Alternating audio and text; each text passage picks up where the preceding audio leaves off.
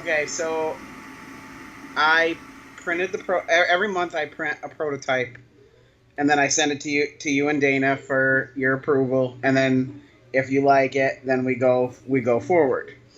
Um, I had been the previous month had been very active, uh, and then so I was like, I was nervous about the Amityville plank because of my connection to the case. Go into that. Just a brief overview of your connection to the Amityville case. I was basically one of George Lutz's protege. When he passed away, he asked me to carry on talking about that story. The Plank and I have a history on stage. While it was behind me, while I was talking, it began humming loudly and shaking the lights that, how does a dozen people saw in the audience While you were talking about the case. while I was talking about the Amityville horror, and the humming got to be so loud that I almost stopped the presentation to have you come on stage to get it off of there because it was driving me crazy. Fast forward, so I printed the plank, had no issues with the actual print, and then it was that night. We heard a little girl laugh. And then Melissa and I were put the baby to bed, and we heard stomping upstairs. And obviously Jace can't get out of the crib. We came upstairs, nothing. Went back downstairs. I got scolded by Melissa for this starting again. And we came downstairs, and the little girl who I had previously seen anytime I had talked about the Amityville case back in like 2007 and 8, and I had not seen her since then, was in the living room playing with his toys. And she looked at me, we made eye contact, and she disappeared. And I'm like, nope, here we go. We have a cast iron leaf. Actually, if you look in the original video we shot, it's huge and it's heavy. It just doesn't move. Hard to miss. It's in the Billy scanning video. Yeah, it's in that video. You can see it on the wall, and that thing doesn't move. And we were watching a movie, and we heard this crash, and Melissa panics, and I immediately get up to go look to see what it is. And the cast iron leaf is not falling on the ground directly below, but is across the kitchen floor by the sink, which is like 10 feet away. And cast iron doesn't just fly; it drops. So, and there's like a counter in the way.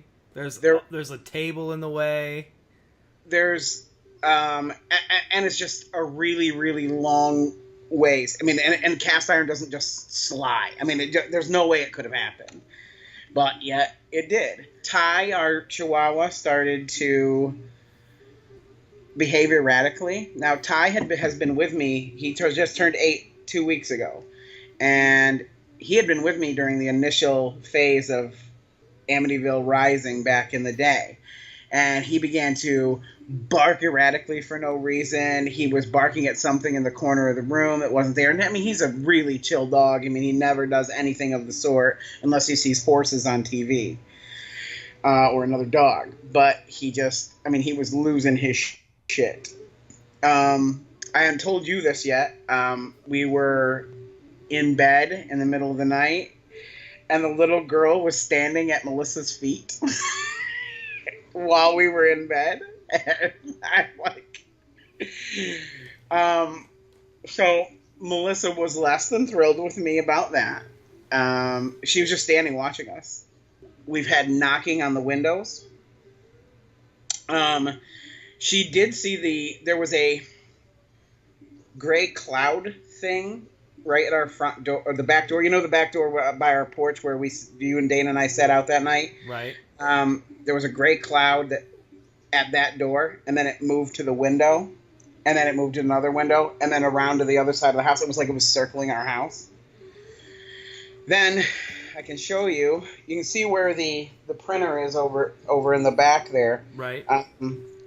I have it pushed up against the wall. During the second, third, and fourth prints, which is like 6 to 7 hour period, the filament kept getting thrown off the table and across the room. There's a laughing. It's a high pitched child's voice. Seems a little more girly to me, and it laughs in our down. It's always in the living room or the bedroom. Did you have any? I mean, you've lived in that house for how long now? I have been in here 10 months. And did you have any weird experiences before you started this project? Nope.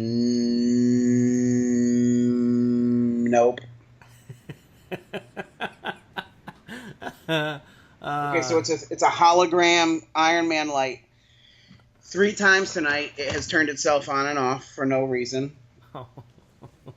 While it's sitting here, it will turn. Oh, that's the other thing. Like the Amityville plank has been turning on and off our house lights when we're gone. We'll leave one on, it'll be off when we come home. If we shut off all the lights, they'll all be on. It turns on my Batman light symbol that's up in the upstairs window. I come home and just the Batman symbol's on, which I kind of love. But at the same time, Melissa's not terribly happy about it. I can imagine. I'm in a weird place because I'm very interested in all this stuff and I'm having such a great time with the project. But she is less than thrilled about some of the things. She's taken it fairly well, though. For considering, do you feel like any of it's malicious, or do you feel like it's just there, or mischievous, or how does it make you feel, or is it different for each one? The plank I don't care for. I think that the plank is very much trying to intimidate. It seems to do things to make Melissa afraid. I'm used to this. I mean, you and I've been doing this a really long time, so a lot of this stuff is old news for me. Right. I'm more worried about her and the baby with this sort of thing. Like I said, it's the lights are the most common. Oh, they cause issues with the Amazon Echoes too. Oh God, that's so creepy. You hear them talk. You'll hear Alexa talking, like it's picking up a voice that no one else can hear. Correct. Yeah. She'll say, "No, I can't do that for you," or "I don't know that information." Oh God. That's happened a lot. It's saying, "Possess Jason." I don't have that information. You have to install that one. I'm not gonna enable that skill. Just install the Alexa Exorcist add-on, and then you'll be fine. Oh, I don't know, but the Echo is really, really creepy. And see, the Echo's also attached to the lights. And like when we had the issue with the Crone, that wreaked havoc and used both Alexa to shut off the lights and was like, it was great. I mean, it was just crazy. Oh, I'm trying to think. We had so much stuff happen with this plank. I was glad to get them out of here. Did you get them? I haven't opened them yet. We got them the other day, and I haven't opened them yet. Partly because I've told Dana a bit of what you told me, and we want to figure out a safe way to send them to the board members. So, knowing this, what advice would you give the people who are about to receive these planks? I don't know about what I would tell them. I would tell you to make sure you get a release form for all of them.